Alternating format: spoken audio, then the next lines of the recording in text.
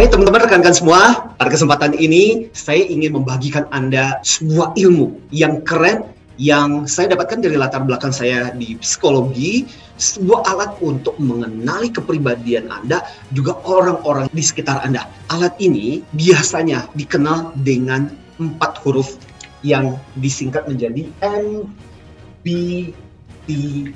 MBTI ini singkatan dari Myers-Briggs Types Indicator. Jadi ini adalah salah satu alat pengukuran yang sangat populer di seluruh dunia. Sayangnya kalau saya perhatikan di Indonesia itu nggak terlalu dikenal. Mungkin saya nggak tahu alat pengukuran psikologi atau alat pengukuran kepribadian apa yang Anda tahu.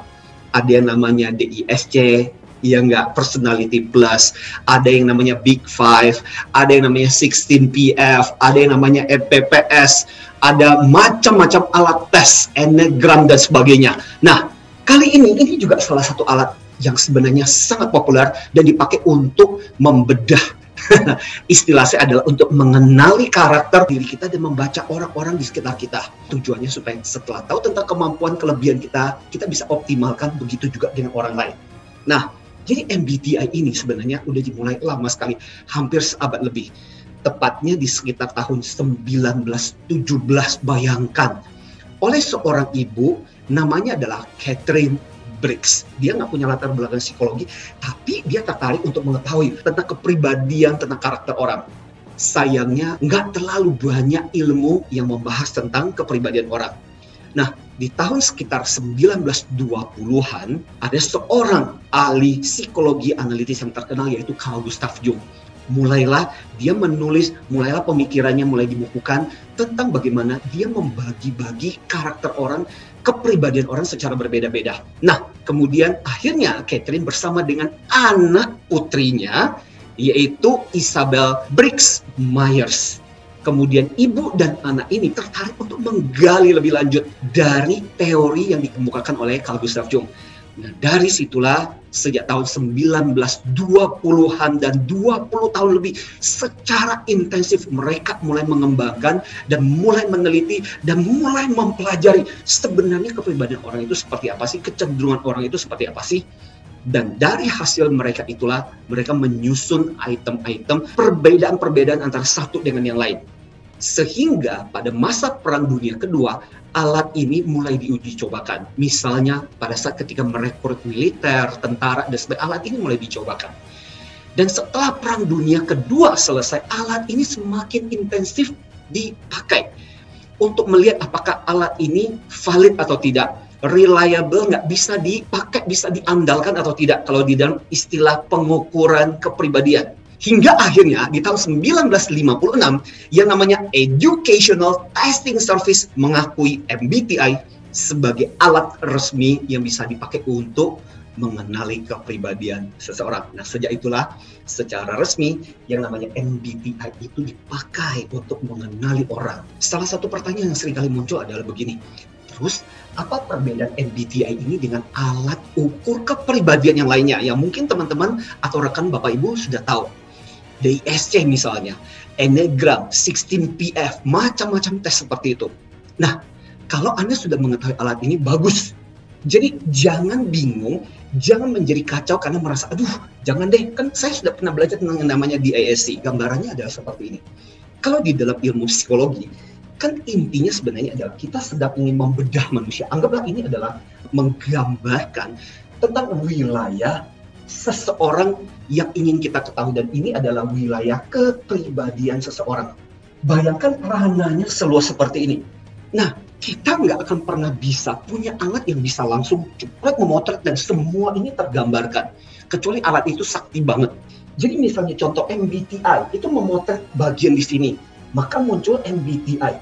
Jadi alat ini sebenarnya adalah mensampling atau memotret bagian dari kepribadian seseorang yang begitu luas. Dan ada alat-alat lain yang mungkin Anda sudah kenal. Misalnya contoh, ada juga alat yang namanya DISC misalnya. Ada juga alat yang namanya Enneagram misalnya. Nah, alat-alat ini bisa bersinggungan. Tetapi alat ini mungkin melihat dari aspek yang berbeda, tapi ada bagian-bagian yang mirip. Jadi sebenarnya Dengan semakin tahu tentang alat-alat ini, pemahaman kita tentang orang, tentang diri kita, tentang orang di sekitar kita, tim kita, kalau Anda pemimpin, memahami anak buah Anda, akan menjadi semakin komplit. Karena dengan memahami alat ini semakin banyak, kita akan semakin punya banyak senjata untuk bisa memotret orang. Keren kan ya? Jadi ini akan menambah wawasan dan pengetahuan Anda, sehingga pisau bedah Anda akan semakin bertambah untuk bisa memotret orang. Nah, pertanyaan berikutnya adalah begini. MBTI bisa dipakai untuk apa saja? Yang jelas sampai sekarang ini MBTI dipakai di berbagai bidang. Misalnya banyak dipakai untuk SWOT analisis tentang diri kita. Jadi setelah kita memahami tentang MBTI, kita mengukur tentang diri kita, kita jadi tahu kebagusannya kita, strength-nya kita, kekuatannya kita itu ada di mana, kelemahannya di mana. Nah, apa potensi yang bisa dikembangkan? Bagus kan buat SWOT diri kita. Bisa juga seperti yang saya katakan, untuk mengenali orang-orang di sekitar kita. Jadi kita paham, kenapa ya orangnya senang banget kalau ngomong itu cerewet banget. Ya, kenapa sih ada anakku yang, aduh kalau kerjanya itu nggak teratur banget, harus diingatin terus-menerus. Nah, kita bisa memahami melalui MBTI ini. Alat ini bisa dipakai untuk mengembangkan teamwork. Karena kan jadinya kita bisa mengenal satu dengan yang lain. Kita jadi bisa memahami. Alat ini bisa dipakai oleh para pemimpin untuk bisa memimpin anak buahnya menjadi lebih baik. Alat ini juga bisa dipakai anak buahnya untuk memahami atasannya. Atasannya seperti apa, jadi bisa berinteraksi lebih bagus. Tentunya alat ini sangat bagus dipakai untuk berkomunikasi. Alat ini bisa dipakai juga di dalam berbagai bidang. Bahkan beberapa kliennya kami menggunakan MBTI itu untuk memetakan tim di dalam organisasi, tim di dalam proyek, biar proyek bisa jalan dengan bagus, kombinasi seperti apa yang dibutuhkan. Dan MBTI ini bahkan bisa juga dipakai untuk meningkatkan hubungan antar pasangan.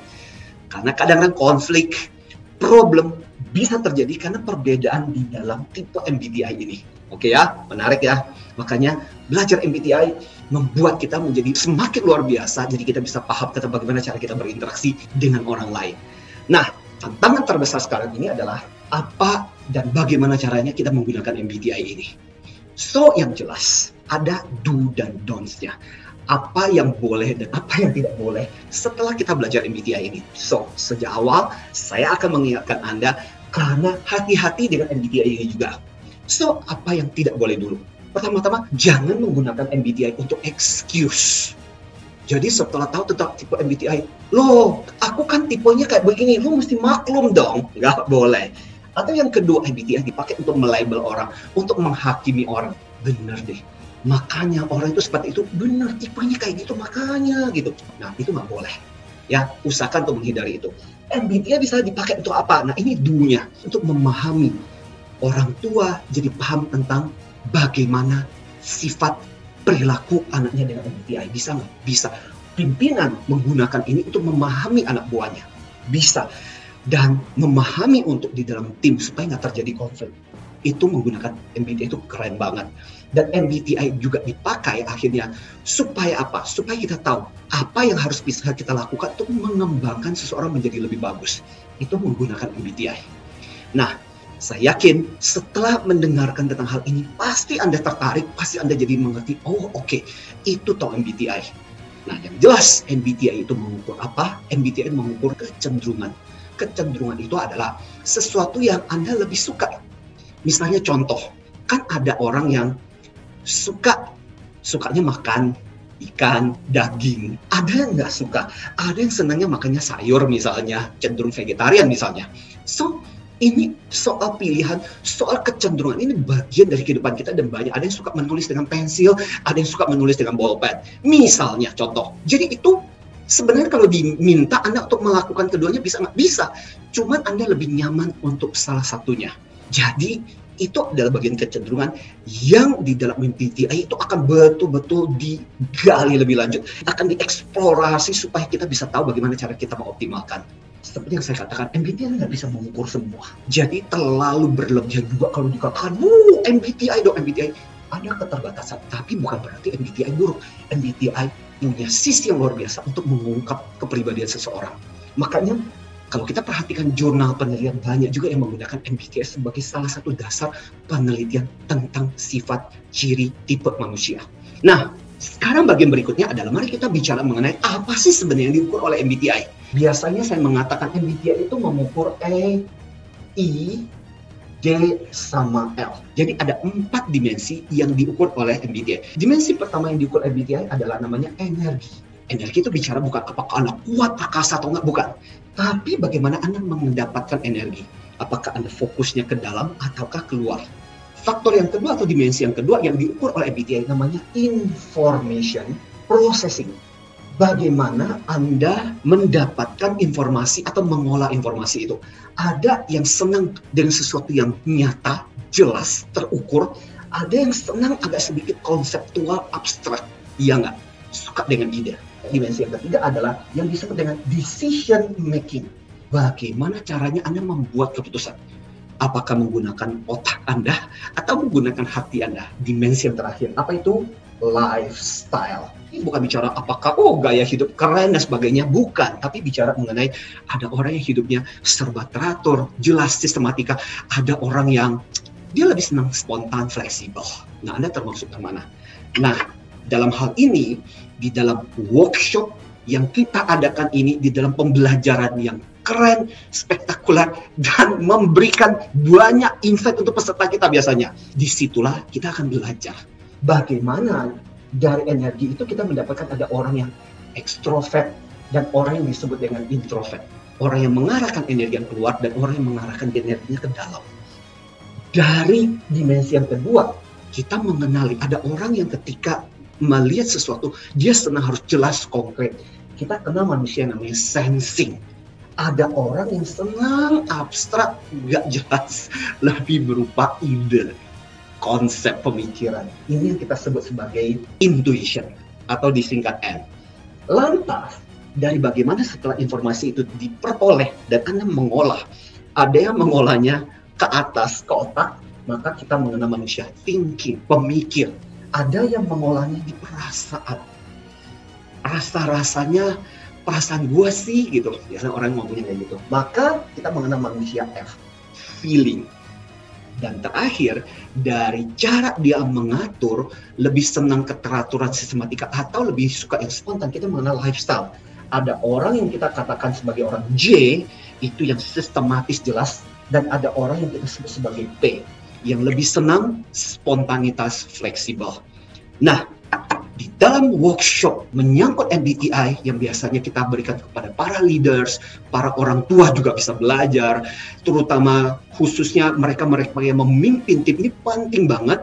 Karena dari MBTI ini bahkan kita bisa menggali lebih jauh lagi, kita bisa mendalami lebih jauh lagi dan mengenali dan memahami potensi-potensi mereka dan bagaimana cara mengembangkannya.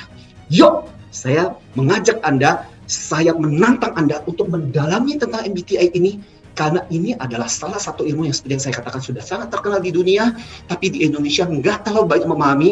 Dengan alat ini, kita semakin bisa mengoptimalkan diri kita dan orang-orang yang ada di sekitar kita. Tertarik kan? So, yuk sama-sama kita akan mendalami lebih jauh lagi tentang MBTI. Itu akan menjadi semacam bagian dari senjata untuk Anda sebagai seorang leader, sebagai orang tua, sebagai seorang guru, sebagai seorang pendidik.